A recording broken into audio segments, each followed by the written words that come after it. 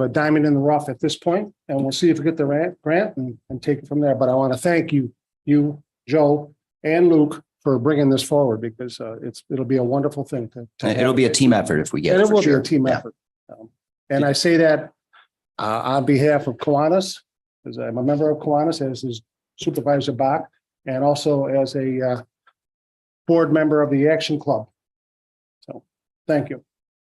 Joe, did you mention the letters of support? Yeah, one of the requirements for the grant is 5 letters of support from members of the community showing that there's community interest and that we have the wherewithal to actually get the project done. I'm confident we do. We have so far letters from EA Baseball. We have letters from Senator Gallivan's office. We have letters. We're going to get a letter of support from the Highway Department. We'll most likely actually be doing the work. And we have a letter of support from a spokesman for the Action Club. So we need one more, if not more, but we'll get there. So far, no one said no. Let's put it that way. That's good. Okay, we will vote to start that process at our next meeting. All right, next is the Road Overlook, and Scott Bueller and Kathy Bueller were big supporters of this mill overlook and pledged quite a bit of money, over $200,000, to make that happen. And there was a request by Scott to just add to the name, enhance the name of the Mill Road Overlook to the Kathy Bueller Mill Road Overlook, and believe that was the intent when they started. And for some reason, I don't think Kathy really wanted it. And but this is supposed to be a Christmas gift for her. So he also wants to donate another $100,000 to the Land Conservancy, and he also wants to donate to the town the paving of the Mill Road Overlook. So he's very, very generous. So any questions on that? Are you guys good with it? Or Right. Well, will we have, and I'm sure we will, but have final say, Jim, of what the plaque says? I mean, is it just going to say Kathy? I think it's just going to say the Kathy Bueller Mill Road Overlook. Yeah, unless you had an idea of something different. Well, there is a little part of me, because there was other substantial donors too. Mhm. And I just wanted Kathy Lasher, and I don't know, just throwing that up the wall. Do we want to, You had their names. not necessarily their names, but maybe just say, and all those who contributed, Mhm. or something along those lines? Just I her think name. I think there's a rock there, Chuck, right now that has all of the donors on it. So I think it's already there at the Oh, it's overlook. already got her name on it? Would we? I think it's got her name and a whole bunch of different names, yeah. There's a So, rock plaque. just add another plaque, is that the idea? It's just going to be a sign. Just the sign, yeah, I mean, Right. and But- the rock would stay. But we're going to build the sign. We're going to actually create the sign, right? Scott's going to pay for it. Mr. Bueller's going to pay for it, Yeah, but we'll have control over what it says. and how it looks. Yep. Right. Yeah. Yeah, wasn't there an understanding though that with that particular donation, which was I think $200,000, that there would be some sort of a plaque or naming rights or something along those lines, and that wasn't really transferred when the easement was granted? Is that Yeah, the town still reserves the rights. right? But Naming. that's sort of the history of it though, right? Right. Okay, Yeah. so that was contemplated before the transfer. Oh, yeah, it was discussed. For Yeah. sure, Okay. for sure. Any other questions on that? Okay, and we'll put that on the agenda. Next, we have the MOU with the CSEA, the Highway Department Union. And this is a memorandum of understanding. There was 2 years left on their contract. We extended some raises this year to our non-union and some benefits. And we felt that we would offer that to the union for an extension of the agreement. And they agreed.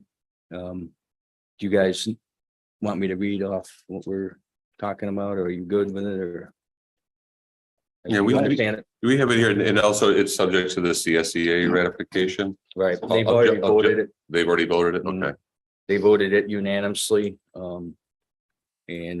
Basically, what we were saying is the non-union For 2023, he was getting 4%. So they were still locked in at 2% for the next 2 years.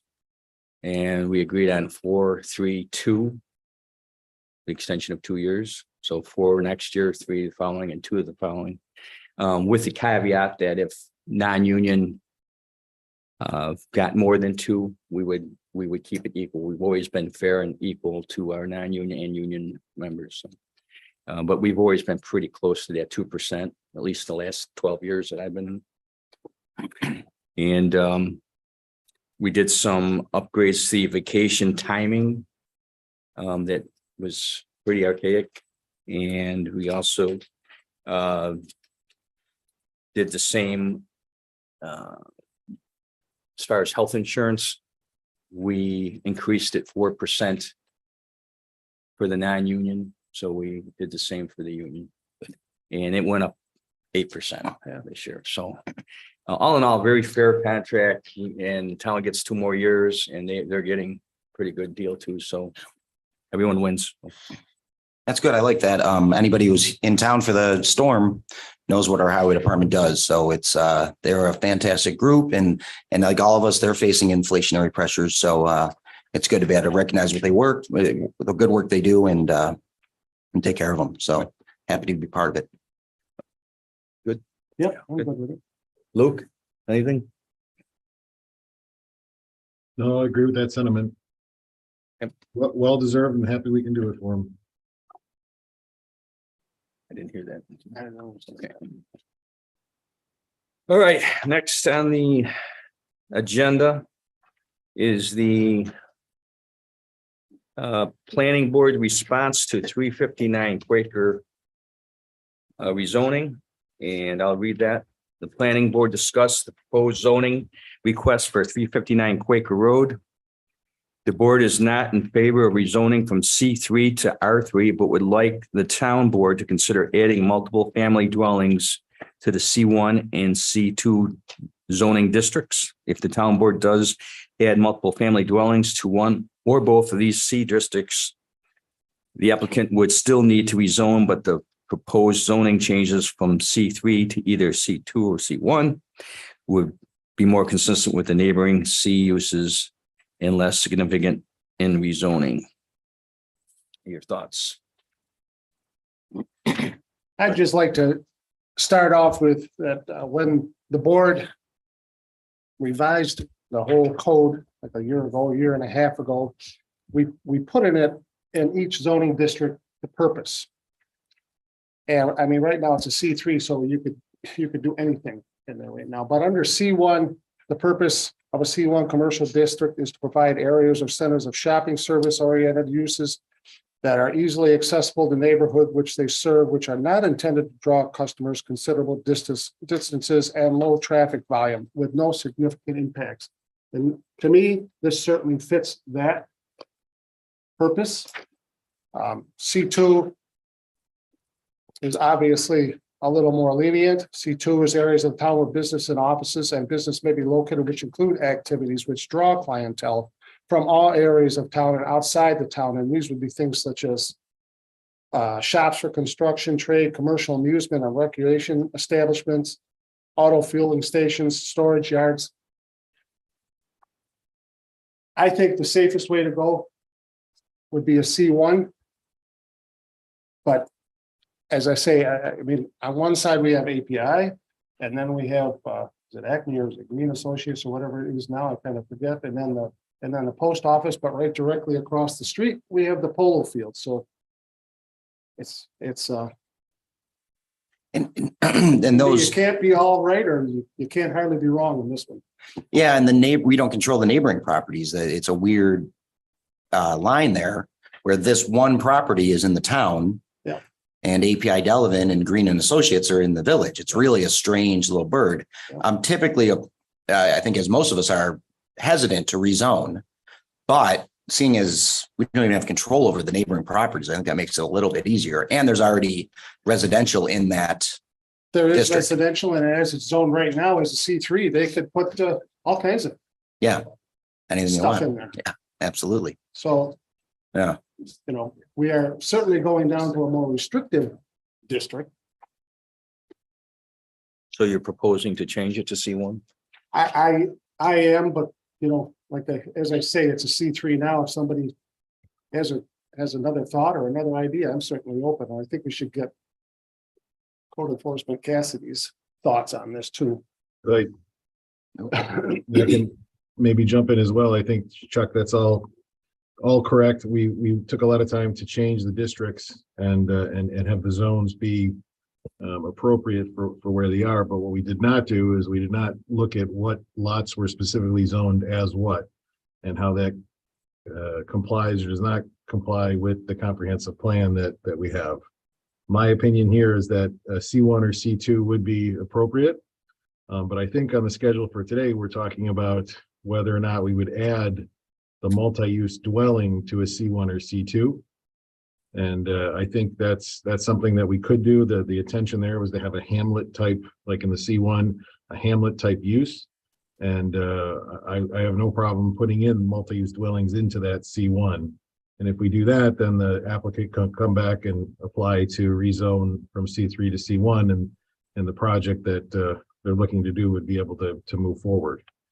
So I think the proposal here would be to include multi-use dwellings into C1 and possibly C2. So C proper avenue, change that, where did you know? To change that to C1, what do we have to do? You know, yeah. I think before we do that though, Jim, we need to include multi-use dwellings into C1 or C2. And yeah, but Luke, I think what you're saying is that I don't know if the applicants are here. They are. But your original request was not to rezone to a C1, so it would need a amended request. Is that accurate? As Yeah. it stands now, multi-use dwellings are not permitted in C1 and C2. Yeah. So They're even not. if we were to rezone as a C1, C2, we would, this project wouldn't be able to move forward. But I think we add multi-use dwellings to either C1 or C2. It makes more sense, I think, in C1, and then I think the applicant would reapply instead of having it to an R3 to apply to a C1, which is more in line with that area of the town. Liz, did you? So I was just going to say that no multifamily dwelling development is allowed in any of the commercial districts today. The only point that I would make with respect to this particular project and the rezoning request is that the building size would be restricted in a C1 versus a C2. I have no feelings one way or the other. But How big is the proposed building, if you know? Do you know, Liz? Or There's actually. Sir, could you, excuse me, sir, could you use the mic? If you could take that mic out and speak right into it, if you could. And we're going to need your name and address too. Ryan McCann of Atia, 11 Main Street, Hamburg, New York, 140. You can take that mic right out of there if it's easier. Just, you might. I'm Dave Yakino, and I'm with Quest Associates. I'm one of the owners of the building. 25 Chatham Court, Orchard Park, New York, 14127. It just pops out. Yeah. There you go. So we're proposing 2 5-unit buildings. I don't know the exact dimensions off the top of my head, but it's 2 5-unit dwellings is what we're looking to do on the property itself. 2 5-units, so they'd be probably 1,000 feet per each unit. Yeah, So they're we're about going to be over the 807. 5,000. Yeah, they're Exactly. about 875 feet roughly per unit. They're 2-bedroom units, so roughly about 5,000 per building, I would say. So we'll be way over. Right. So for this particular application, the C2 would fit. It would still be in line with the commercial uses. It would still be in line with that area as being a commercial development referenced in the regional comprehensive plan that was not adopted, but that I believe will be used as a guide for the updated plan. So that was the only point that I wanted to make. So would they have to, because it's 5,000 feet limit on the C1s, right? Correct. So they would have to apply for a variance? Either that, or if you put it in a two, then it would be a 10,000 square foot limit. And we would still have all the regular setbacks and drainage and all that stuff, right? Correct. Yeah. So the rezoning is the first Yeah. step, and then a site plan where we would look at all of that in detail. But we still need to include multi-use dwellings in the C2, right? If in that case, Liz? That, yes, if that's the district that you feel that it fits, then you would need to add that, and then they would have to amend their application accordingly. But we wouldn't have to put it in a C2, right, Luke? You could do a C1 or? Just C1 and ask them to apply for a variance would be one way, but it would kind of be the safest way. You could do that. I'd like to look at our other, because we'll be changing our zoning across the town, right? So my only concern is, and I don't have off the top of my head a problem with this plan, but I just want to make sure that we look at all our C1 zones and C2 zones and consider whether adding multi-use to those areas. I don't foresee that, but I'd like to look at how it's going to impact the entire town, not just this one lot. Yes, that's a great point. Okay. Do you have anything else to add? Not unless you have any questions now. At this point, no, we're still struggling with where to put it. So, I mean, in the area that we're looking to, that we own the property, there's only 4 properties, and they're all zoned C3. One of them's an insurance office. The other 2 are vacant land that serve as parking lots to, like, as you said previously, to buildings that are businesses that are located in the village. So this is, in my opinion, a very unique section of the town of Aurora. And I think, given the fact that we do have the R2 directly across the street, I think that this would be an ideal buffer between the R2 and the manufacturing zone section in the village. So, and in terms of multifamily dwellings, currently they're only allowed in the R3 district, and that's why our original application was to go from C3 to R3. There's only 2 other sections in the town that are zoned R3. One is on Maple, which is a senior apartment complex, and then the other is down in the south western section of the town. I tried to do some research. I'm not really sure if it's used in any way, shape, or form for multi-family dwellings, but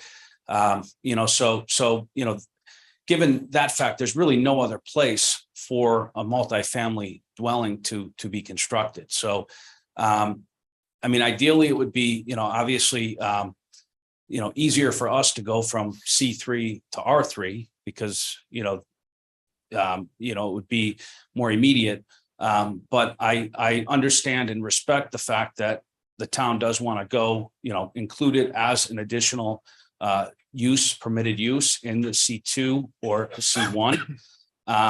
And then, amend the code and then allow us to reapply to be rezoned from C3 to C2 or C1. I understand that regardless of whether it's rezoned C1 or C2, there's a very good likelihood that we're going to have to go before the ZBA to get some sort of variances, given the fact that we're seeking to have 2 separate structures built on the property. But obviously, given the fact that we are currently C3, it would be our preference to have it just go to C2 if possible. So, obviously this runs with the land.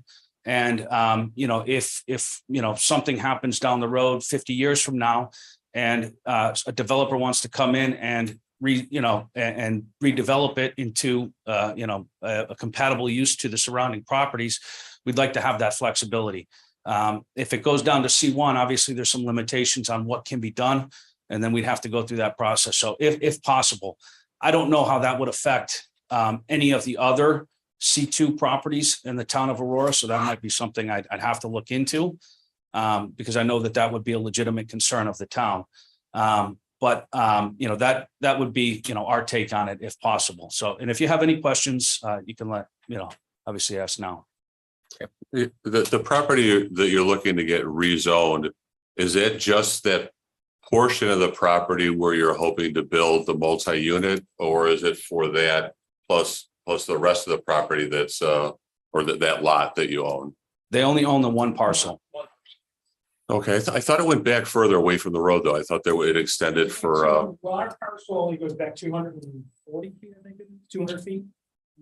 It's 150 by 200 feet. Is that it? Okay. Yeah, so it's just that one parcel. Okay, see, thank you. There are two parcels in the town right there. There's a piece of property that extends behind that is owned by the office building next door, That's what I was thinking of. Yeah, I was thinking which that is was in part the- of the same parcel. Yeah, which is in the village. Strip behind us. Yep. Mhm. Okay. Right.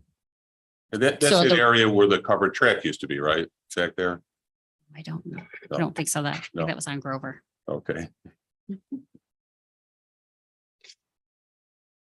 Supervisor Bach, you could potentially send this request to the code review folks to get their opinion before you make a Yeah, we decision. have to do some research on this. Mhm. Yeah. Okay, thank you, guys. Thank you, We're gonna Supervisor. Thank you, board research members. a little bit and then. Thank you. Yep. Appreciate it. You can see it from the sky. Yeah, you can see it. Yeah, you can see it. Martha, do we have to put that on the agenda to do that or just? 100 years, yeah, 80, 100 years. Yeah.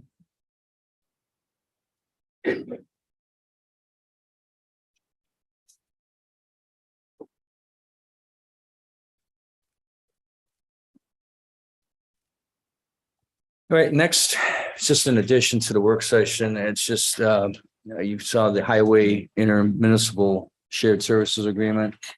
I failed to put that on the agenda. But this is something Dave asked me to do and I forgot about it. But it's a agreement that we do every year with all the municipal shared municipal towns and villages. It's kind of helping each other out when in need. So.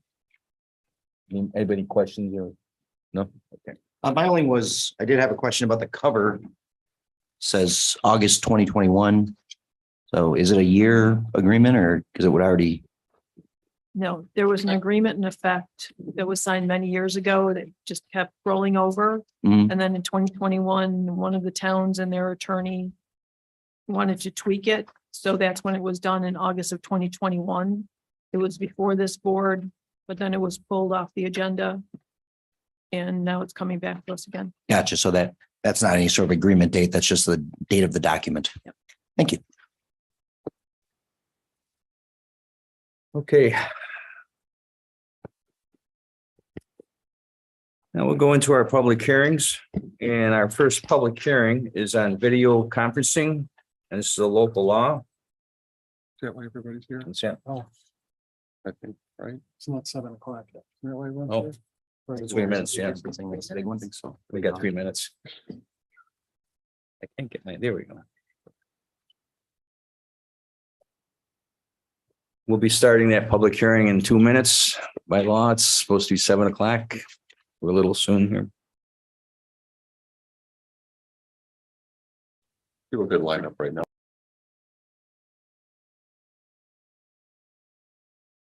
Right, to talk about the video conferencing public hearing. One, okay. We'll start in about a minute.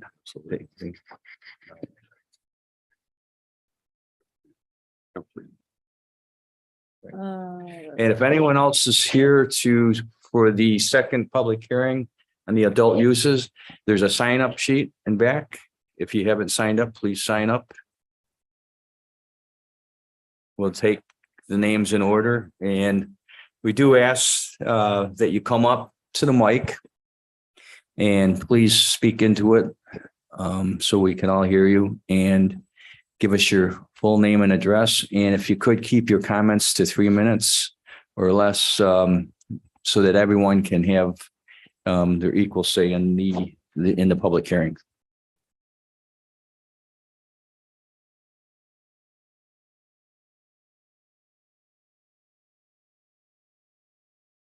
Close enough, right?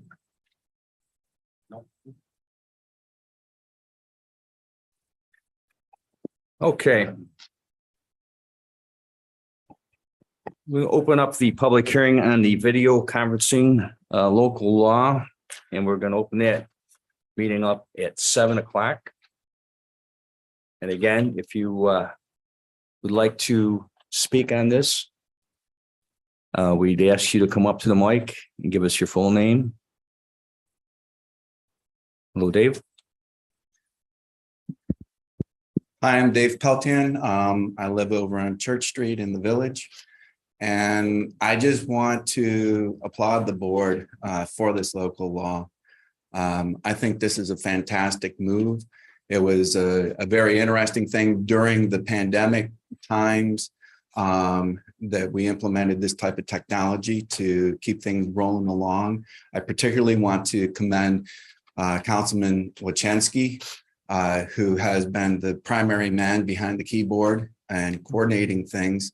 My one comment, I think I've commented on this previously, is that there should be 2 or more members that are so trained and skilled in the event that someone is unable to do it. I do recall there was once or twice when Luke couldn't participate. And so then there was no video conferencing aspect. The other comment would be to put it in the ads regarding the public meetings, that this option is available for people who are shut in, homebound, and sometimes stuff just comes up. I'm not sure everybody knows that they have the ability to watch or even participate using this technology, and I think it's a great benefit to the public. And I'm just really thrilled to see us moving into the modern age. Thank you. Before I ask anyone else to speak, I'm just going to read so everyone understands what this particular local law is. I'll just read section 3. The town board of town of Aurora hereby supersedes town law 62 to expressly allow members of the town's public bodies and each public body accretion to participate in meetings using video conferencing technology from local locations within the town or outside the town's boundaries from a location that is not accessible by the public in a manner consistent with public officers law section 103 and the town's video conferencing policy adopted by the town board.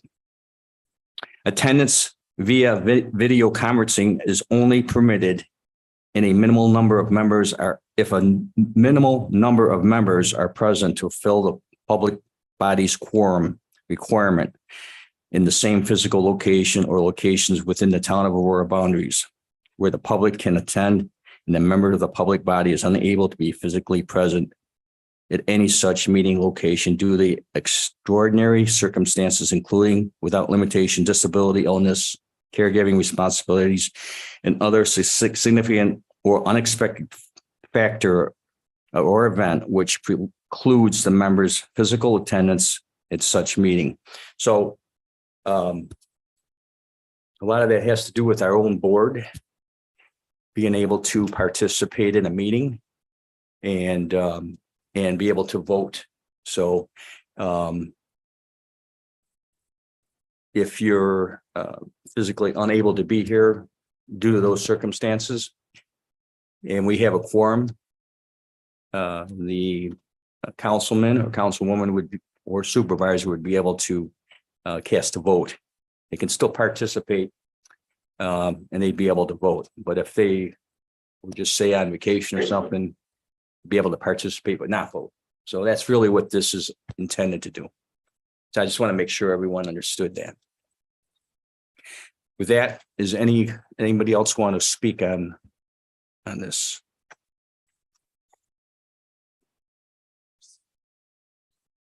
Nobody? Okay, then we will close that public hearing at 7:03. Any discussion from the board? Jim, anything? Nothing? I think it's a good law. I agree with it. Yeah, I think it's outstanding, it's needed, and it's something that I think every board member, as we've seen from the attendance, has tried to be here at every single meeting, but sometimes you can't. And it's nice that you're able to participate as a board member and not simply as a member of the public. So absolutely 100% for it. Yeah, if one thing COVID did, kind of brought that to light, so. Sure. Luke, do you have anything? No, I obviously agree, as is evidenced by where I am currently today. Okay. All right.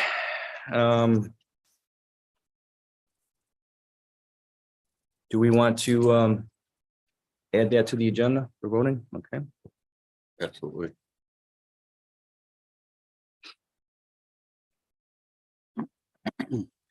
All right. Next, we have the public hearing to amend the adult use definition local law intro. And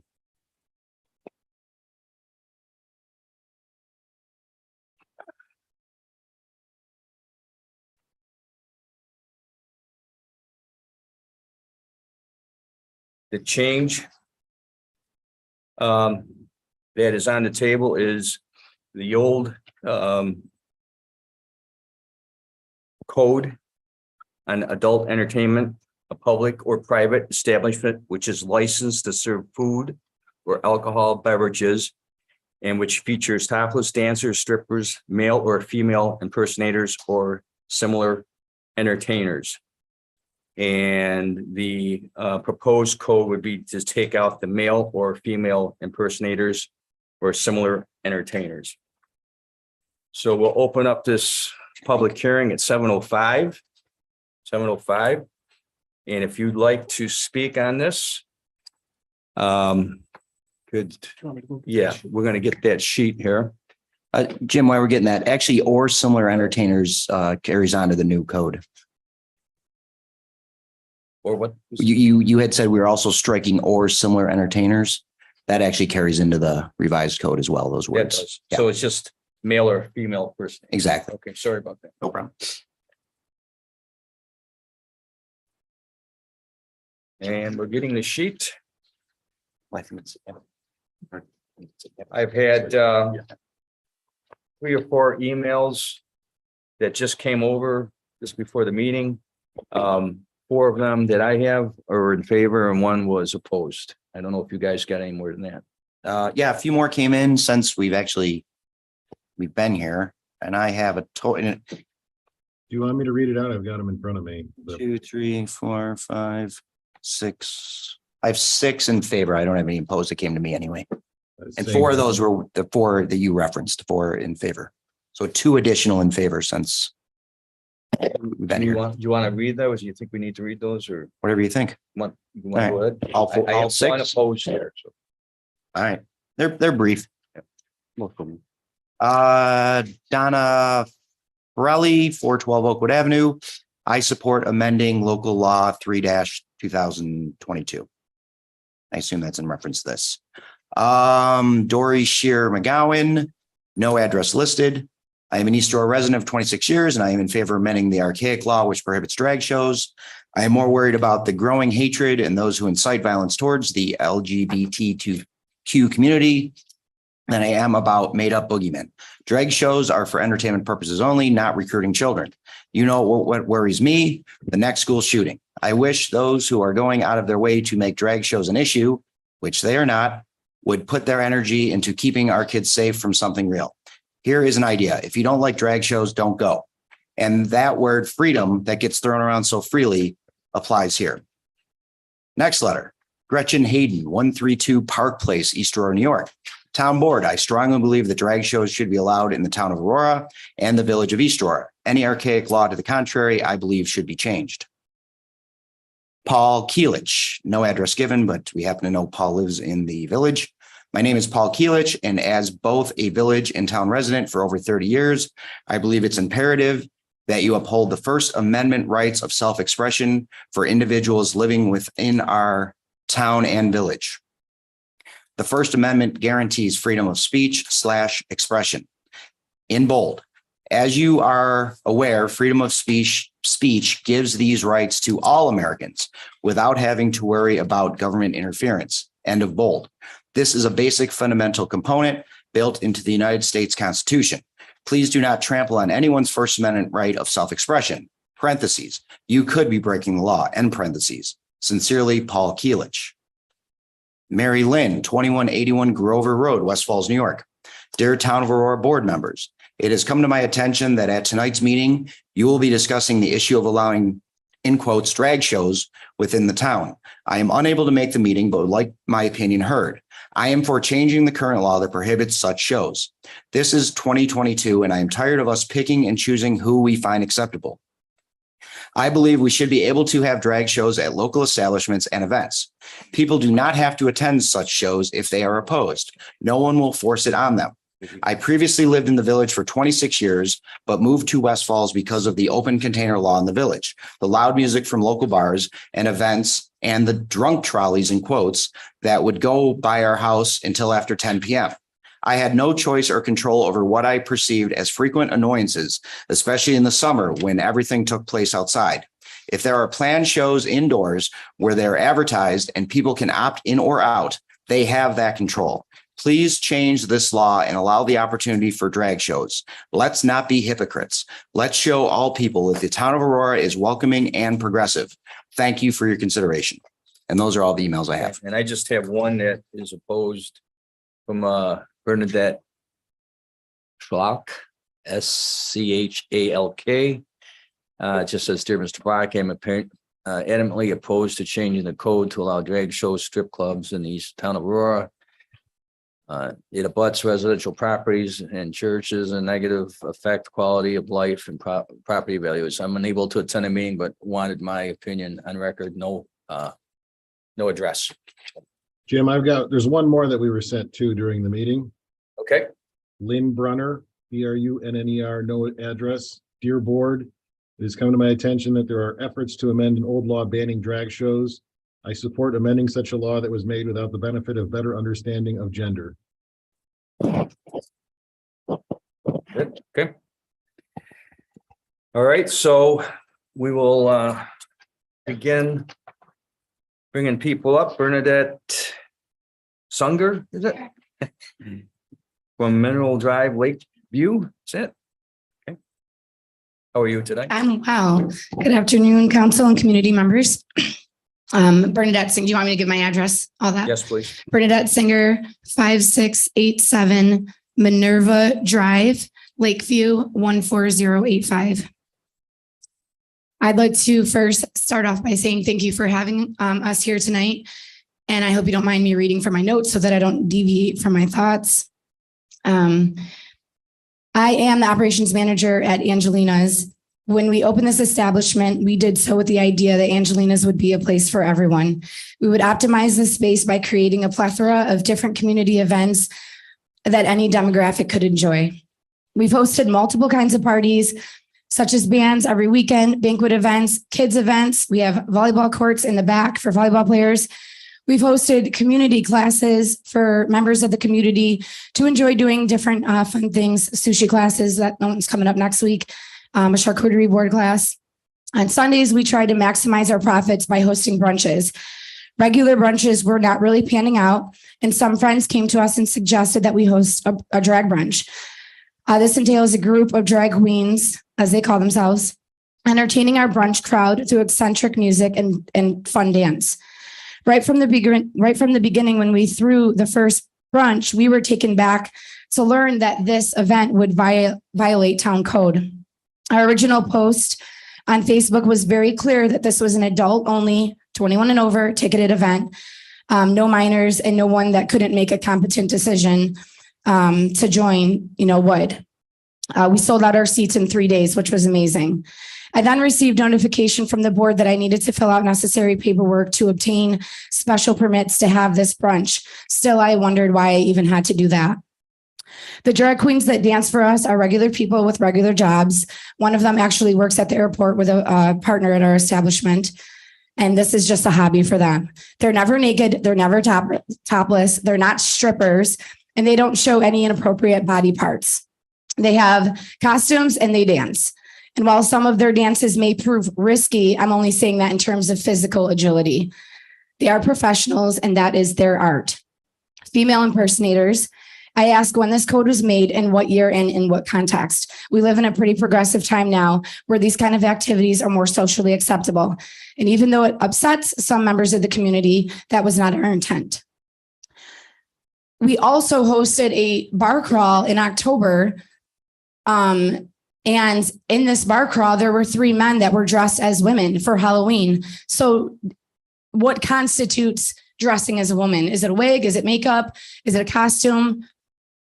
Where does that double standard stop? I came here today not just speaking on behalf of our restaurant, but an entire community that enjoys our events and appreciates our effort to not isolate our establishment to any demographic. I invite you all to enjoy this brunch yourself so you can witness that there is no harm being done. It's all in good fun, and I ask that you respectively allow us to continue to host these brunches as it helps with our business expansion operations, and it makes our attendees that enjoy coming really happy. We will remain a 21 and over adult ticketed event. I appreciate your consideration today. Thank you.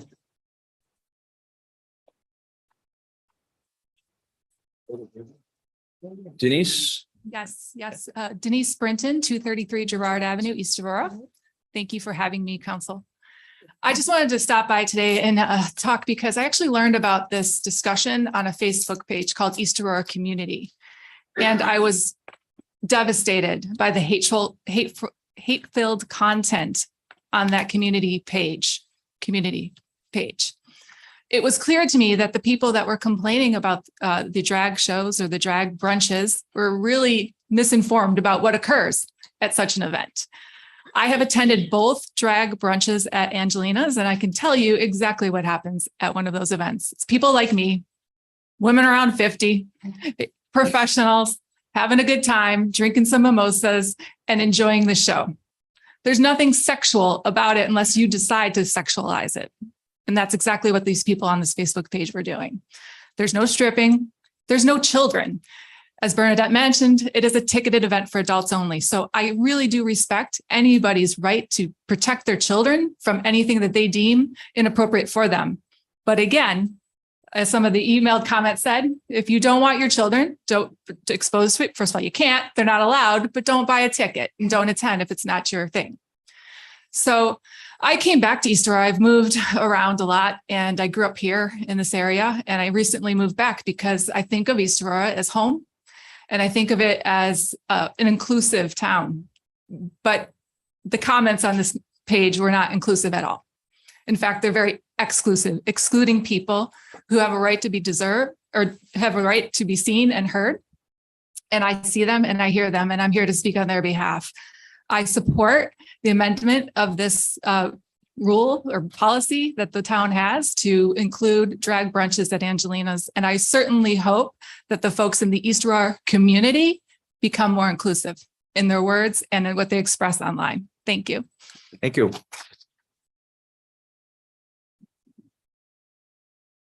David Tork.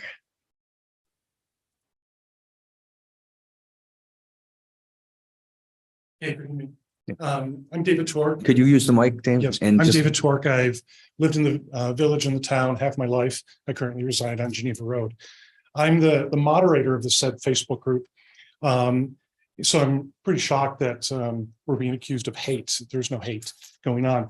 What I am interested in knowing about, maybe the town's lawyer and maybe the code enforcement officer can refresh everybody's memory. Both events that were held there, these drag brunches, were conducted or they were held out of code. The owner of the establishment knew they were not permitted. And they went full bore ahead anyway. On Tuesday, after I made that post, I started getting all sorts of lovely Facebook messages from the owner and from many other people. I tried to reach out to the code enforcement officer. We finally spoke on Wednesday. I spoke with Sister Kathleen at Agape Church next door. She just poured her heart out to me. Long established business, the church there, and these drag brunches are conducted during their worship services. The church is established, it's within the 500-foot radius of Angelina's, and they're beside themselves. They're very upset. And if I'd known that they could have been hooked up via video conferencing tonight, they probably could have been in attendance. I'd like to ask the code enforcement officer, can I ask questions, and is this a two-way? Not really. This is just a public hearing. Okay, the code enforcement officer on Wednesday told me explicitly that there were no special use permits issued for either event. She told me that she wouldn't go and cite them for a violation pending the outcome of this meeting. And I thought, the town attorney maybe could look into whether or not the town code has been suspended for any period of time pending such a code change in the past. I don't know. I've never heard about this before. Talking with former board members and attorneys in the town, first time, sort of shocking. If these people want to be good neighbors, I'm not certain why they haven't followed the law in the past. The law is very explicit, and I'm not certain if the town is in a position to carve out part of the code and change the gender language for this specific use. Why not have a complete code revision and root out all gender references in the code? Why be specific with, why just provide special accommodation for drag brunches? Why not rid the entire code of a gender reference? That would seem to be more fair if we're going that way, which would entail, I don't know, maybe an additional public hearing. But anyway, it would have been really nice to have known if this video conferencing link was available, because you would have had much more participation rather than the organized email chains that came through this evening to you. And of course, I'm not in favor of this. Thank you. Okay, thank you. Of course. Just for everyone's information, we've been doing video conferencing for 2 years. 2 years now. I believe it's online. It's on our website, and it's advertised in the advertiser. So it is available. It's been available for 2 years. Was it in the? It's in it. Was it in specific? Yeah, I signed on through the link in the on our website, actually, that's posted each meeting that Martha does. So that link is working, and yes, 2+ years. But it wasn't in the language in the advertiser, was it? Who's not? All right, next. Margaret Potter. Okay.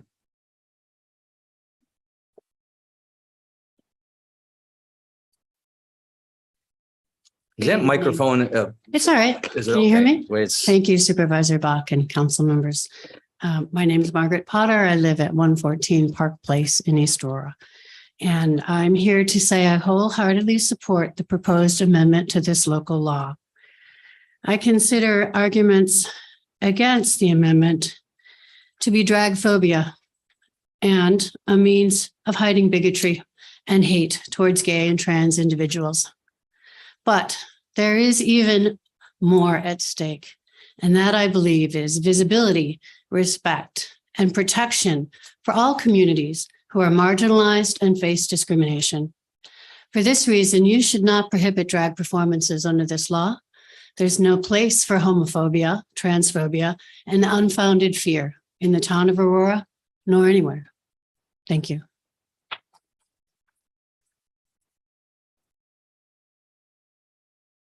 Dave Pelton.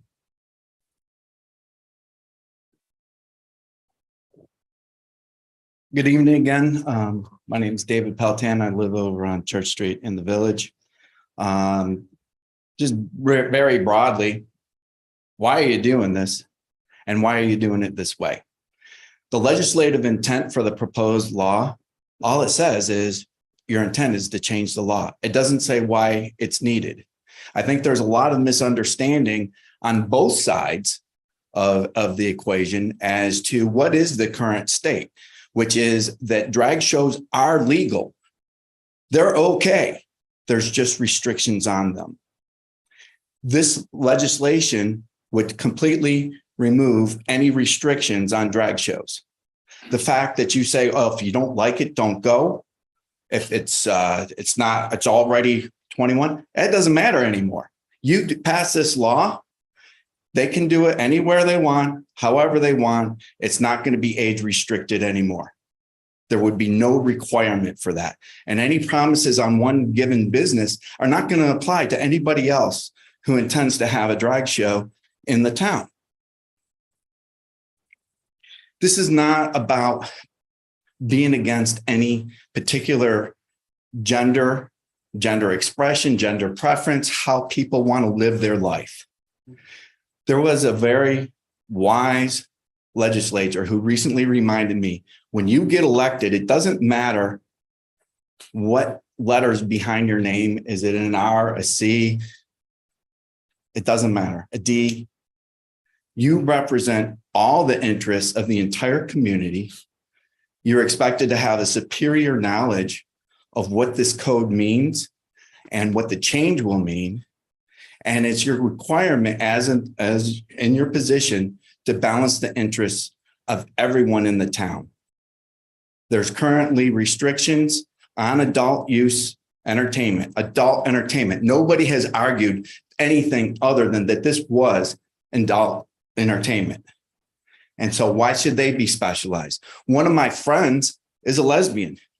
She would love to be able to see cabaret shows. She has no interest in drag queens, but we couldn't have one in the town to accommodate her unless we go through the hoops to get the registration and the special permit.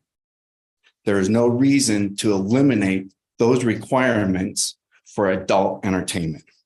I would suggest that because we are in a different age where people do dress differently, and there is not something inherently sexual about one's clothing or even the way one carries oneself.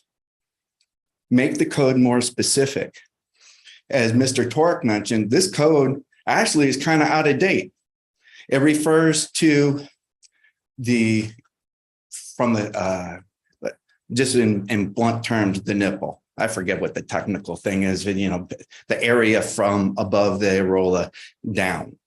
Since 1992, that's not been the law in New York, according to, and I forget the name of the case, but it was decided by the highest court in our state.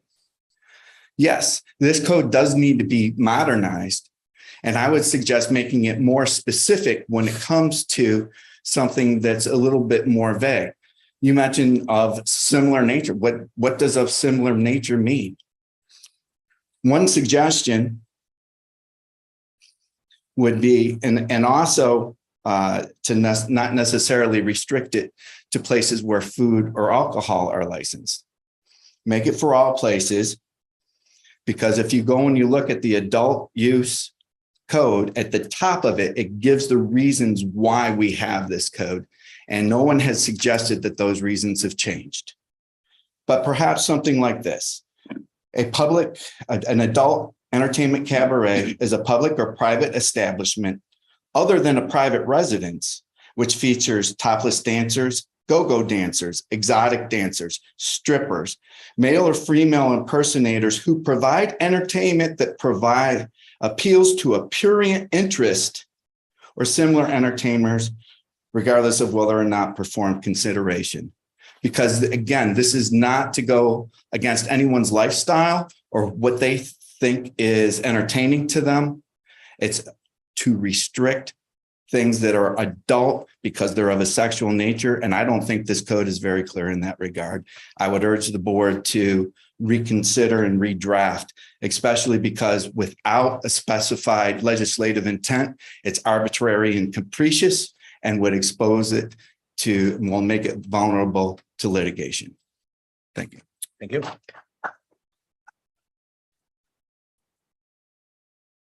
Becky Horning.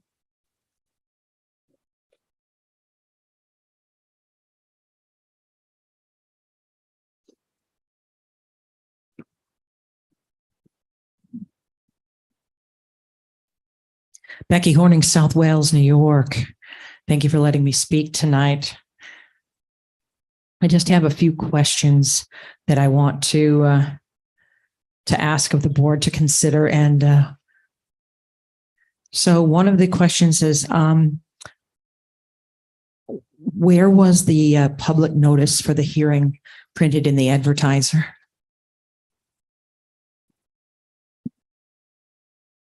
We don't get answers. That's right. I forgot. Just blank stares. Okay.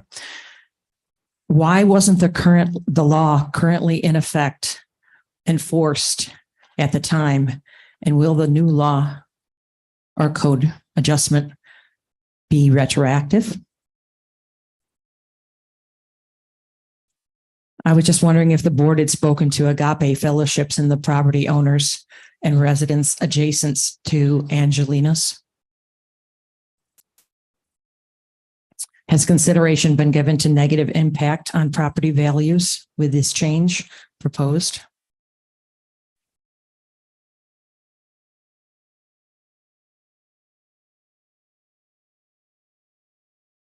Has the board considered the need for additional police services and rising crime, giving the community attracting a larger visitor base interested in partying here for the adult entertainment?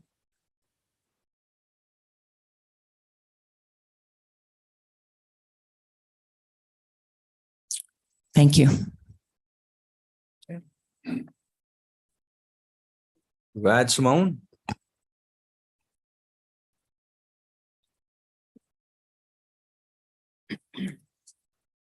Supervisor, Councilman, Rod Simeone, Byberry Court in East Aurora. My comments are not pro or con the venue that's being requested.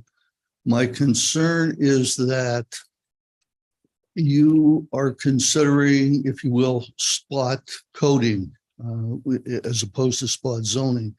The process for allowing a change to a venue has its outlets already incorporated in the code. That means they can ask for a special permit and could be reviewed by council. So changing that to affect one venue is down a slippery slope. Thank you. Thank you. Karen Spencer.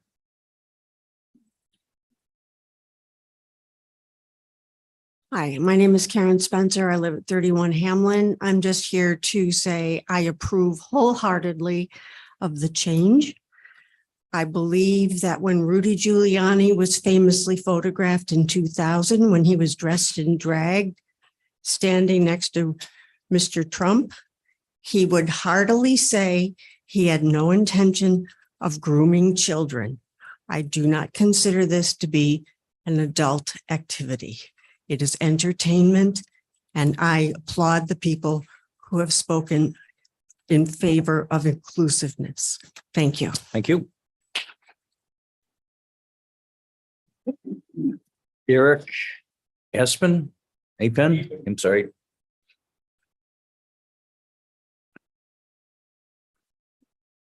think I need a roadie. Yep. Okay, Eric Apen, 461 Oakwood Avenue, just for neighbors. So obviously I'm not in favor, but I've got a statement here. Why are we looking to change the law to allow businesses to hold drag shows where entertainers parody and satirize women and femininity? Why would it ever be okay for a business in our town to put on a show that appropriates femininity and womanhood as a form of entertainment?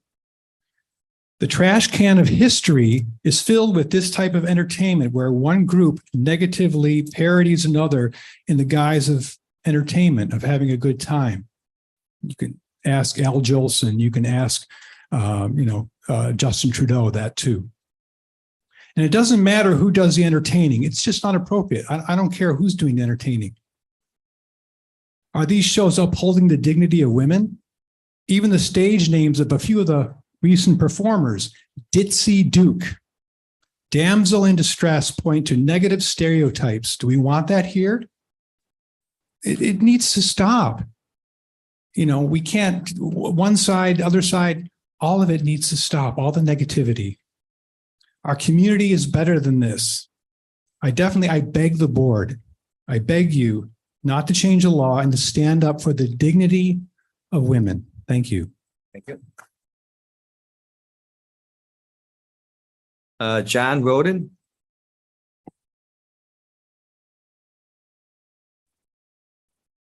Hello, I'm John Roden from 2037 Grove Road. I just had 2 points to make real quick. Point number one, I do think you're getting out on thin ice with this code in terms of A, your ability to define the behavior objectively, and B, the free speech issues that were brought up in a number of those emails. It's my reading and my understanding is this is all constitutionally protected freedom of expression, including probably the whole cabaret law itself. Yeah, it's been found that way in other municipalities. So I don't have a problem. A bunch of grown-ups do what they want. Thank you. Jeff Harris.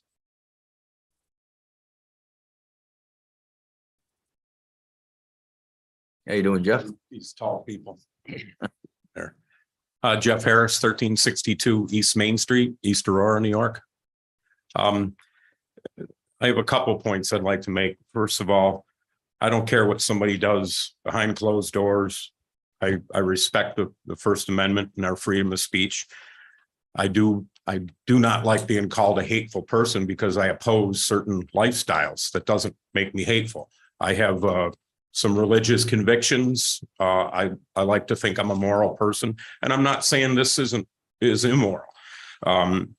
But I worry about the slippery slope once we start, with these things. And I guess my main objection to this is that it's right next door to a church, and that church operates at the same time that this event. And I realize it's a brunch. There's not a lot you probably can do about that. But maybe if you're going to change the code, I wouldn't want to see it change to where it moves away from churches. That's in the restriction portion of this. And as I read this, there are some, places, I guess you could have some adult use in the town of Aurora. Maybe they need to look, more to that. Second thing is I know you guys spend, because I've been here, you spend a lot of time writing code. You have volunteers that write, planning, and it takes a lot of time to put this document up. I just hate to see this change made so quickly to enhance the business of truthfully a violator. They violated the code and should have been put on notice for that at least. I did stop at the building department and ask if a cease and desist, because this is not a one-night decision. This will take a little while. I don't know how long, but they should not be allowed to keep violating the code, or what's to stop any other business from violating the code when they want, just doing what they want to do. So my own personal preference is to not change the code. But, as the world changes and we get, more and more things we're supposed to be tolerant of, my own feelings are kicked to the wayside because I have to just be tolerant of everything anymore. I have a feeling you're going to get a lot more hair splitting on codes, and I'm glad you're here and not me. So anyway, thanks. That's a lot. Thank you. Thank you. Jen V.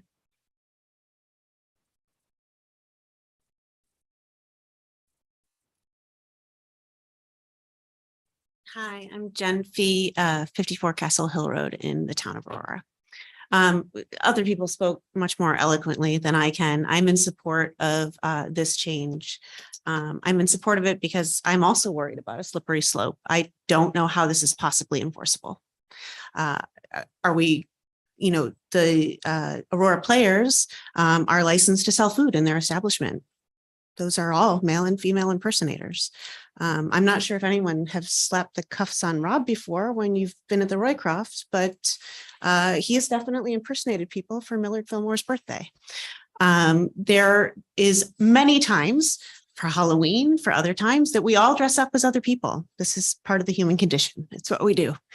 And it's really sad to me to see a lot of people, and not even a lot, maybe a handful of people arguing that somehow we equate this kind of expression with something that would harm children. My children are harmed by hate. My children are harmed by people who are not accepting of others. My children are harmed by small-mindedness. My children are not harmed by open expression. And I've proudly raised 3 children in this town, as I was raised, as my parents were raised, all in this town, and we all feel the same way. So I really hope that you'll do the right thing here and change this very antiquated law and make us a more progressive town. Thank you.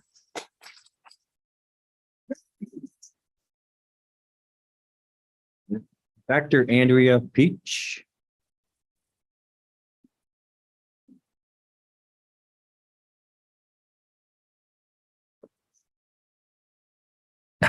Sorry. Hi, my name is Dr. Peach. I live at 116 North Grove Street. I'm really at a loss as to how to even go about this. I believe that our code needs to be updated, and I think it needs to be thoroughly reviewed. I believe that the verbiage, the definitions should be expanded upon as to the definitions of what would be exotic dancing or performances, and that we should expand upon and better understand what a cabaret is, I think. So no one wants to be discriminatory or to isolate or to put a group of performers into a negative connotation. But we need to then better define what is adult entertainment. And so I think that that would be best if we're able to review the codes and go through them to find out what that would be. I was trying to find out more information about what occurred and why some members of the community were upset. But from what I understand, that Angelina's hosted 2 events that were ticketed for those that were 21 and above already. So the owner in and of himself understood that this was going to be a mature event, and he took it upon himself to say this was mature ticketed only event, those 21 and above. But when it was brought to the owner's attention that he was potentially in violation of needing permits, one needing a zone variance because he is within 500 feet from a church, and the other one needing a permit for adult entertainment, when that was pursued upon, he said it was discriminatory because he had male or female impersonators, that verbiage was discriminatory. So in my mind, I was wondering, is this really a humanitarian effort looking at discrimination, or is this really a restaurant owner who doesn't want to go through the permitting process and the hassle of a permitting process? So there's a difference in that. And so because of all of this, I think it behooves us as a community to further read our antiquated codes, go through it, and to have a better description on what truly would be adult entertainment for the community so that this wouldn't happen again. Thank you. Thank you. That's all I have on the list. Does anybody else that has come in that did not get on the list would like to speak on this matter? This would be the time to come up. Robert? That's what I got. Robert Goller, 106 Sycamore. I didn't break the town code, but I do believe I've broken the village code because the village has the same code. And you folks were at that, breaking the code with me, most of you, at the Roycroft Inn. And we made a lot of money for the Historical Society. I dressed as Nancy Pelosi. I've dressed as other politicians. And I was Susan B. Anthony. And technically that would be against this code. And believe me, there is nothing sexual about Susan B. Anthony. I think we need to look at this code a little bit more closely, because I was actually shocked to see it in the code. It is a boilerplate code that a lot of places have. The village has the same code. Cities out west have the same code. And they just added male and female impersonators. And what does that mean? It means me. I'm not a drag queen, but I technically was breaking the law. and I apologize for that. But we really need to look at this code because it is discriminatory, because it's discriminating against somebody who's, and I don't know how you enforce it. I just don't know how you enforce it without checking someone's anatomy to determine what their gender is, to determine if they're impersonating another gender. So I really think it needs to be looked at closely. And again, I apologize for breaking the village code.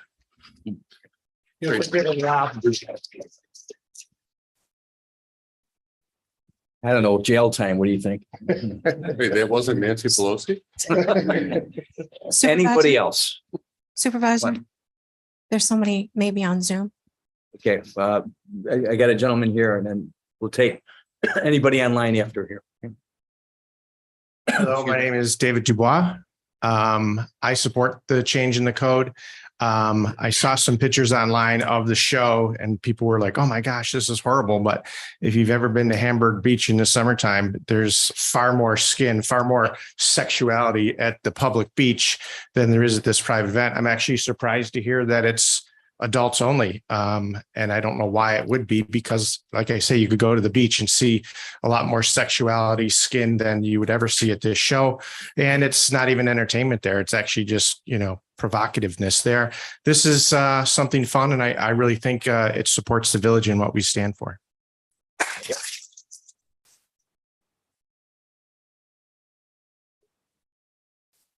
I have some people online. If you haven't spoke yet and you want to, I'll let you come up after, but I'm going to take anybody else here in the audience that wants to speak. If not, we'll go to the online.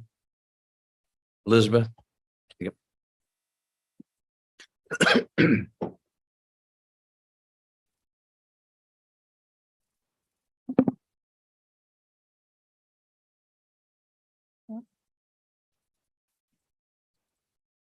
I bring? She's not on mute. They're not unmuting. Okay. Did you want to come back up? And just please keep it brief. That's all I asked. I just wanted to say I listened to everybody's concerns tonight as far as what they thought was happening at our establishment. First off, and I understand David Pelton makes a point by saying, like, if you lift this restriction, you're really kind of don't know where it's going to go or what direction it's going to go. I would still suspect that parents are still going to control what goes on with their kids. You're not having 5-year-olds and 6-year-olds walking into their own establishments on their own 2 feet. So no matter what, as a parent, do what you feel is right for your kid either way. As far as the church is concerned, we're not outside, we're inside. We're not affecting, and I'm very religious, we're not affecting anything that's going on through worship because nobody's hanging out outside and or around the church. So I want to make that clear. And also I want everybody else to know that it's not having kids is not because we don't think that kids should be subjected to that. That's completely how you feel. But being that we do serve alcohol, we do censor it to adults because we want to make sure that we are also following and being very safe with SLA laws. And that's why we are going to keep it at 21. For us, I wouldn't tell anybody else what to do, but that's us personally. Thank you. Thank you. Elizabeth, did you have that? No? They dropped out? No. Okay. Anybody else before we close the public hearing? Going once. Went twice. Okay, we'll close. No, maybe. Do we have someone? Hello. Hello? You're on. You're on. Who Thank is this? you. We need Hi, your my name and address, please. My name is Kelly. I live at 775 Main Street in West Seneca. I do want to say that I attended both of these events. And personally, they could not have been more inclusive with all of different types of people, whether you are part of the LGBTQ community or not. Everybody was welcome. And honestly, everybody seemed happy the entire time. I think that this is a very important topic right now, considering of all of the current events that have happened lately around the country regarding things such as drag shows, etc. But it is an adult event, and thus nobody's forcing anybody to go. Everybody went willingly. Everyone paid to go, and everybody had a good time. For anybody to go out of the way to hurt somebody or to prevent them from doing something that is not hurting anybody personally is hate. And that is not something that I would want to be a part of. I would want to be inclusive of the new world that we're living in. Okay, thank you very much. Anybody else, Elizabeth? No? Okay. Then we will close this. There. Public hearing at 7:49. 7:49, and just open up for discussion with the board. Personally, I think a lot of good points were made tonight by everyone. I personally would like to discuss these with our town attorney and, chew it between amongst us. I don't know how you guys feel about that, but I don't feel that I want to vote on it tonight until I discuss a few things with you. And maybe a lot of good points were brought up about the code. Maybe we need to look at it a little deeper. Maybe we're singling this out. I don't know. I feel I'd like to involve the town attorney on this and get some opinions from her. I agree, Jim. I really think that a meeting with the code review committee as quick as we possibly can is in order here, just to review everything that has been brought up, because it is a lot of good points, and make sure that we are in line with 2022. Yeah, I'm okay with adjourning it. I'd be happy to vote tonight. I think that there were excellent points made, but the fact that it probably is an unconstitutional law anyways, why would we put a business up there to deciding, should I spend the money on an attorney or should I have an event? I don't really know what to do. I'm in favor of updating the law. I'm in favor of changing it. Getting the wording that's acceptable in legal, I think, is extremely important. But yeah, I think that it's something that a business owner, and maybe a look at the other statutes as well. Why would we have business owners worried that they're breaking the law, or individuals worried that they're breaking the law when they're really, just trying to have what I people disagree, but to me, it's good, clean fun. I don't think it's anything that's a prurient interest, which is what I think the statute might say. So I'm happy to look into it. I think it's an important thing that we get this right. So do we have the wording where we want it though, Jim? I'm not disputing anything that you said, but do we have the wording that the way that we want it if you voted tonight? Well, I think we do, but I'm not comfortable voting on it if everybody else isn't comfortable. I think it's important that we all, that there's people here, probably 3 or 4 than we normally get at a meeting, right? Or 20 more or 30 more. So I think it's important that people want us to get it right. And I think that's important too. I think so. So I think it's a good idea to take a look at it, but if we can get a quick turnaround and get it right, that'd be great too. Yeah, I agree mostly with Councilman Granville. I'm prepared to vote, but there's haste makes waste. And if we think consulting with the attorney prior to voting, I can certainly, it's hard to argue against that. But having said that, I stand firmly on the fact that drag is not inherently sexual. I think we've had a code for, I don't even know how many years. It was updated in 2012 or something, but it existed long before that. All we're doing is removing a part of it that is certainly against the First Amendment, that is certainly unenforceable because you cannot define gender roles, as people brought up. I mean, people dress as different people on Halloween. It's we're talking about a code that only applies to places that serve food and beverages. So in reality, we're only talking about a handful of places that would be affected by this. And to some points that were made, this law is not being changed to Angelina's benefit. The situation Angelina has brought it to light. I was flabbergasted when I read the town code that said male or female impersonators. That is so incredibly antiquated. The whole dressing, I've been thinking about this a lot, quite frankly. It's been pretty much the only thing on my mind for the last 2 weeks and beyond that. And we have, as a people, have enjoyed the entertainment of those who dress in the opposite gender since performative art was a thing. It predates video and television. But when television did come into play, some of the first entertainment broadcast into our homes was entertainers dressing. It was Milton Berle. It was a MASH. It was, you could go on and on. I mean, there almost wasn't a show on television that didn't include some sort of one gender dressing as the other gender for a laugh. And it wasn't until drag, which only came to be a term in the mid 20th century. It was only until it became associated with the LGBTQ community that it was looked down upon. And at that, I think at the core of that, we cannot be discriminatory. And you can argue that it's sexualized, but it's not. I've attended, I've seen, I've gone to the shows at Club Marcella.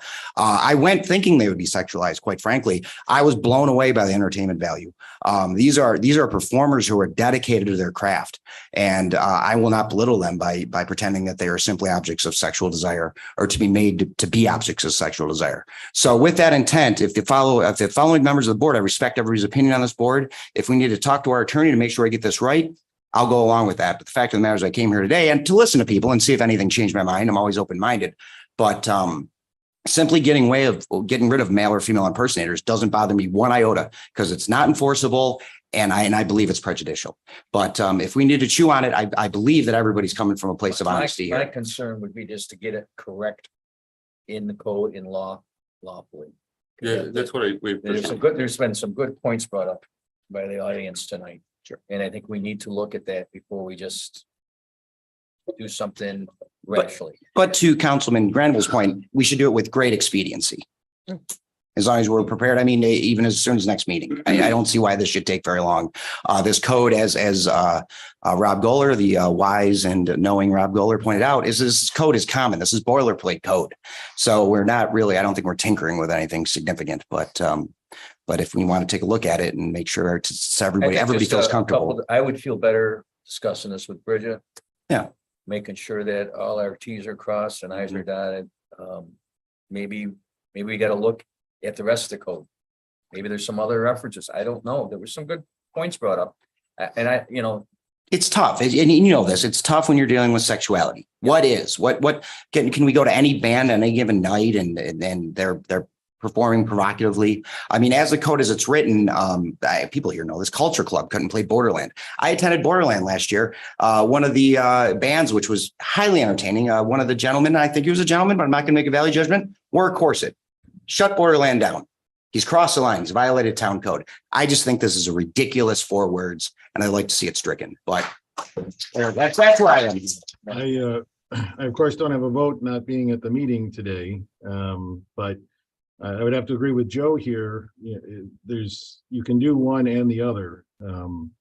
Deleting the 4 words doesn't mean that we can't go back and check the other parts of the code that maybe there are issue with. Here, I think there's a First Amendment right to do what you want to in your own establishment. I don't want to be the one that tells a business what they can and can't do as long as they're not hurting anybody. While there is an argument to be made about the adult use nature of something, this clearly is not an erotic show, not meant to be, and cannot be put in the same category as a strip club. So for me, I would move forward with the vote if I was there to send the right message that we are an accepting community, but also that we are a community that respects the First Amendment and also what a business can do to try to make that business profitable within the town. So I think there's really 2 arguments here. Number one is the First Amendment right to be able to do what you want to do in your own business. And the second, however, is doing the right thing and saying, look we are an open community. The shows are not erotic. Male and female impersonation is a time-honored tradition. going back to Shakespeare's Twelfth Night, Yentl, Tootsie to add some more, Mrs. Doubtfire. I just think these arguments about it being a slippery slope, they don't hold up. Is it an adult or not? And here it clearly is not. So I'd like Aurora to be a beacon of progress for many in the LGBTQ plus community. And I think it would be the right message to take out those 4 words. But I think even more important is to let the business do what they want to do behind their doors. So. Well, I mean, I'm in agreement with what you're saying, Joe. I'm more of the fact, and I think we can do it by next meeting. I really like to make sure we're doing the right verbiage. We're addressing the code properly. I would feel more comfortable doing. Yeah, and I take your word, Supervisor and Councilman Snyder. I do. I know your intentions are Yeah, legitimate. I mean, am I 100% sure that this is the perfect wording for it? I don't know. By just deleting that, I'm not sure that it, again, Do you think we can work on that in the next couple of weeks, Bridget? Oh, yeah, with Christmas and all. Would you do my Christmas shopping? I'm here. I'm available. Not gonna do your shopping, Councilman. So I think what we need to do is table to next meeting with the intent of voting on it there and hopefully conferring with the town attorney to make sure we're in the right direction with the code and the verbiage. Okay. You guys good with that? I'm good with Yeah. Works. Luke, you okay with that? Yeah, I don't really have a vote here, so. I know you don't have a vote, but I just want to make sure you're okay with it. We can work on the wording. I just I think it's an opportunity right now to send a message, but if we want to, we do that. We're just talking about deleting the 4 words. But if there's no support there to do that, we can work on the wording and try to get it right. But again, I want to be clear on my position, which is that these 4 words are not going to be in the next in the next the issue of this local law if it's up to me. So. Okay, well, I mean, I don't think 2 weeks is gonna hurt, just checking and making sure we're doing this properly. And it's my opinion on it, so. All right, so we're gonna move on to approval of the minutes. We have a motion to approve the November 28th, 2022 work session and meeting minutes. Wait, the exciting stuff is just getting started.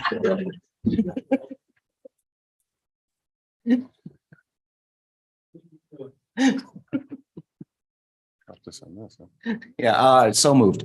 Motion by Joe. Do I have a second? Second. Second by Jim. Any discussion? All in favor? Aye. Opposed? And we have audience. Any items on the agenda? Does anyone want to come up and speak anymore on anything? Nobody? Anybody online? Video conferencing? Anything? Thought they'd be hot. Okay. Unfinished business, we want to add voting on the video conferencing and also add the adult use, tabling the adult use. Do I have a motion to add? For both of those, so move. Okay. Do I have a second? Highway services. No, that goes on to the new, that goes on to new business. Okay. This is So, I'm sorry, one more time what we're doing, Jim. I apologize. Okay, unfinished business, we're adding the video conferencing Yes, and the adult Okay. use. second. Okay, all in favor? Aye. Aye. Opposed, and that is carried. So we're in unfinished business. Now we need a motion to approve the adult video conferencing policy. So moved. Hold on. Oh, Would you rephrase that? Now, did I say adult? You may have. that's all use video conferencing. All right. That would be terrible. Luke, keep your shirt on, What I'd Luke. like to say is the video. I told everyone not to leave. I'm They didn't very listen. against any adult use. All right. This is very confusing. the video conferencing. At least you're paying attention, Jim. I'm paying attention. Okay, We're moving go ahead. we're moving to approve the local law for video conferencing. We're gonna move that on to new business. Is that what you're saying? No, it's unfinished business. Unfinished? Yeah. Okay. So we're voting on it. I understand that. I just want to make sure that We've already approved it to be an unfinished business. Right. Now we're voting on it. Yeah. Well, I'll make a motion that Okay. we accept those changes. Okay, do I have a second? Second. All right, any discussion? All in favor? No, it's roll call. It's This is a local roll law. call. I'm sorry, it's a local law. Councilman McCann, Aye. Councilman Granville, Aye. Councilman Snyder, Aye. Supervisor Bach. Aye.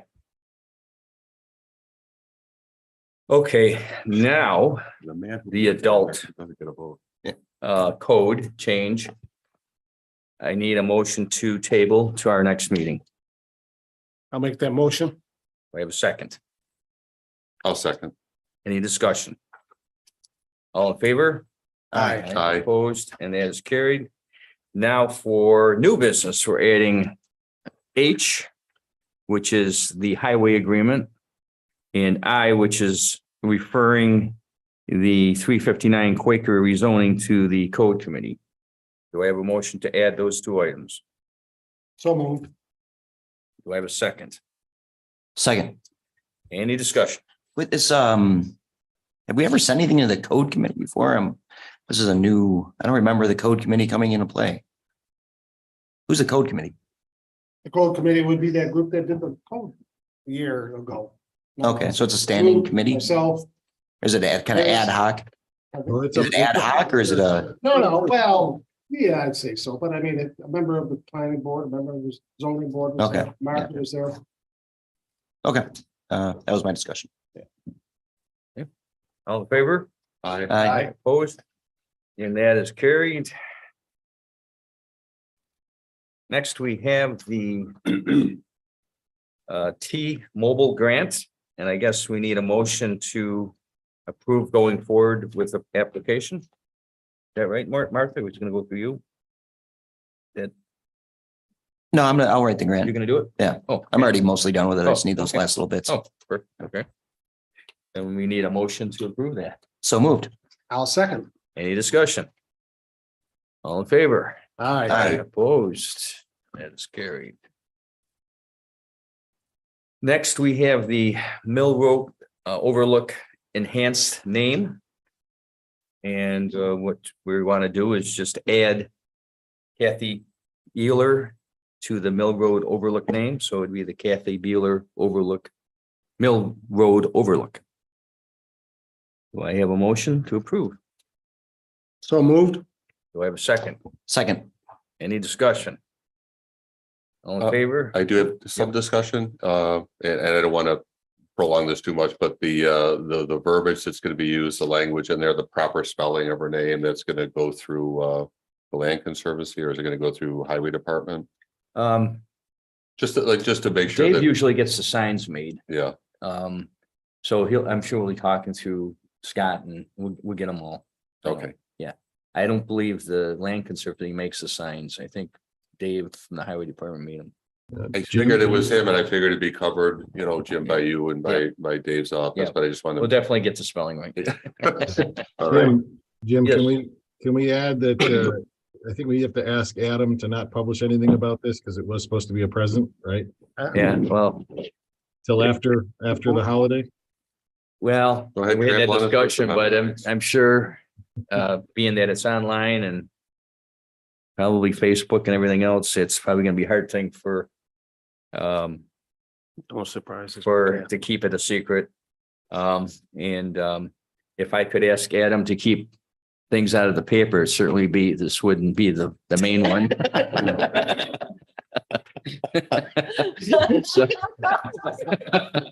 So, I bet you if you said the main one, he may keep this one out. I want to hear more about the adult video. Just, yeah, strike that adult video conferencing. That didn't, okay. Yeah, we're all set. We can't do it, so. Conversation. Any other, That's all the comment I have. okay, all in favor? Aye. Opposed? At least we have fun. Yeah. That's true. Okay, the memorandum of understanding with the CSCA. Any questions on that before we go on? You guys thoroughly okay with that? Absolutely. Okay, do I have a motion to approve? So So moved, being the union guy. Second by Jim. second, Any discussion? as it should be. All in favor? Aye. Opposed? And that is carried. And actually, the motion should say authorize the supervisor to sign. Sorry. Yes. Next is the agreement with Auctions International. And this is an agreement that Dave uses the Auctions International to put all our surplus stuff on it. And I think we sign this every year, don't we, Mark? This is an annual agreement. Do I have a motion to authorize the supervisor to sign? I'll make that motion. I'll second. And second, do we have any discussion? All in favor? Aye. Opposed? It is carried. And next we have Tom Bender, who's been on the disaster board. And a member working for the community, firemen, you name it, Tom has done it. He is resigning from the board. And certainly be missed. I worked personally with him through several snowstorm disasters. He's always been there for the community, and I hope we can find someone to replace him, but I wish him the best of luck. So I guess we need a motion to accept his resignation. I'll make that motion. Do I have a second? I will regretfully second it. I don't know the man, but he sounds fantastic. All in favor? Aye. Opposed, and that is carried. And we have a budget amendment from Kathleen Moffett. And this is on the baseball diamond dirt. She needs to amend the budget to record the donation from East Aurora baseball and softball as approved at the 11/14/22 town board meeting. And the amendment as follows: increase revenue line A2705.2 donations to East Aurora baseball supplies by 5,000. And increase appropriation line A7110.444 parks, landscaping and supplies by 5,000. Do I have a motion? So moved. Second, I'll second. any discussion? All in favor? Aye. Opposed, and that is carried. And next we have the pay application for Algera Construction for the senior center door project. And the amount due is $33,000. Or 3,300, I'm sorry. And 30. That's a big mistake. Any questions on that? I do, let's see. I'm just gonna pass this down. Is it? It says 3,300 on the right and 3,330 on the left column, right about 2/3 of the way down. Yep. For tomorrow to do you. Sorry, what are you looking at, Jim?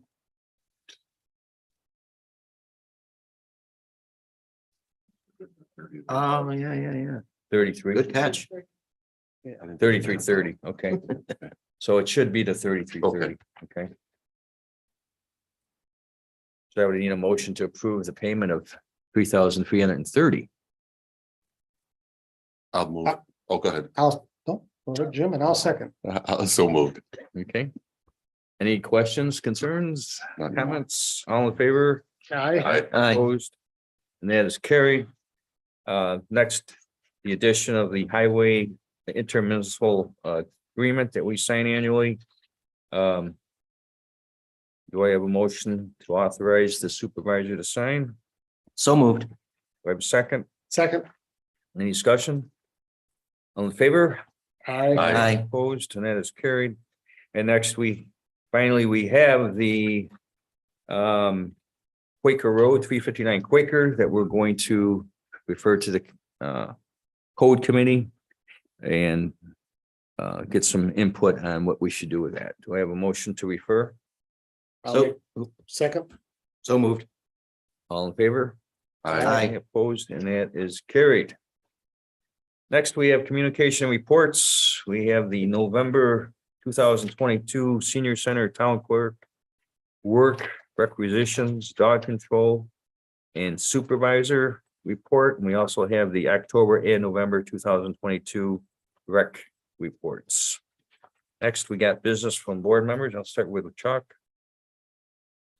Only that the progress on the pool, bathrooms and so on, roofs and so on is definitely kind of slowed down here because of the weather, but they're plugging away and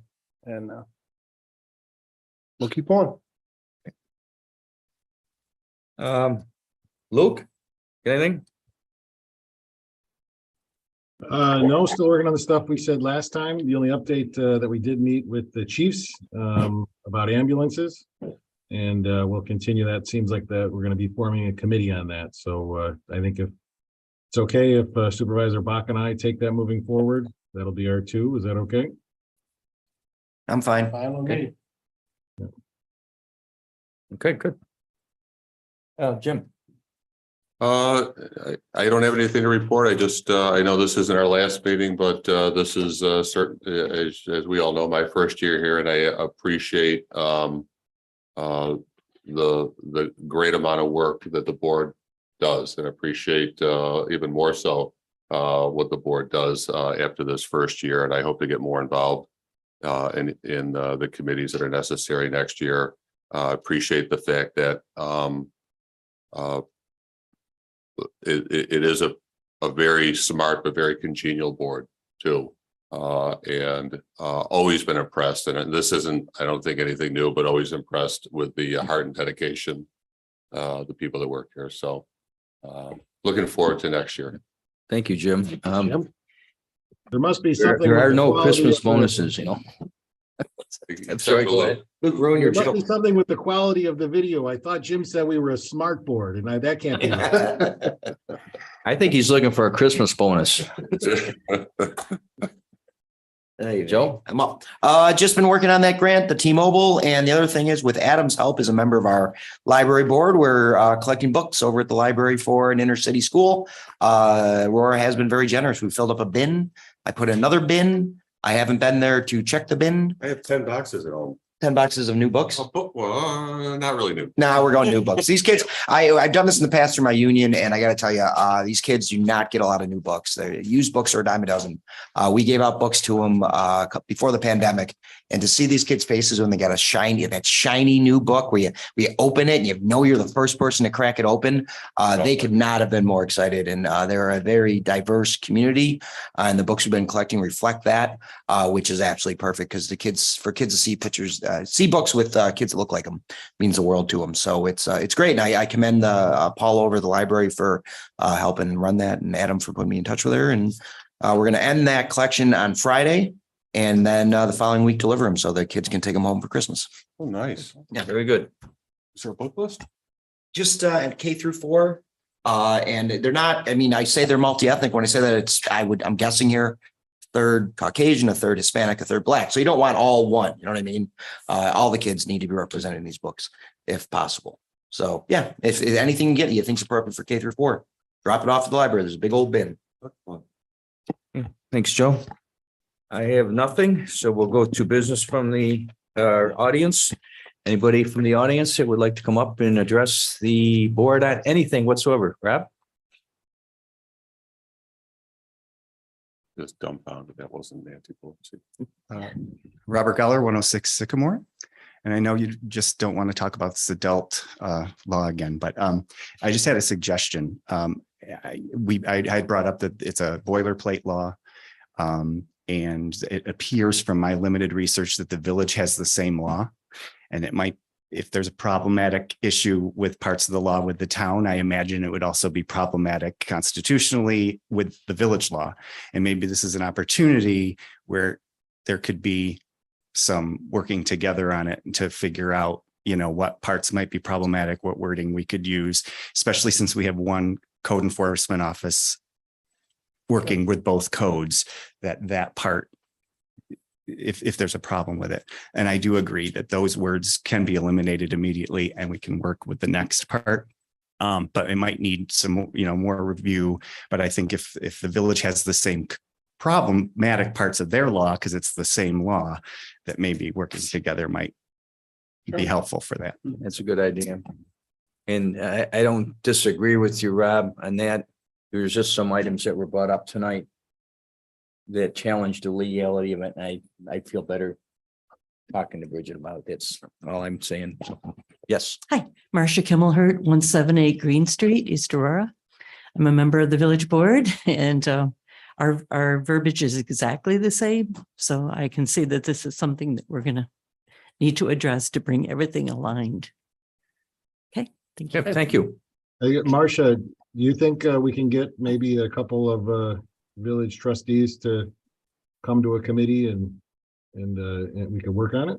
Sure, there are two of us here in the audience now, and I'll volunteer her. I will check in with my colleagues to see who would be interested. I'd be happy to do that. I don't see who it is, but I'm going to guess Grace. You got it. Thank you. Anybody else? Cody?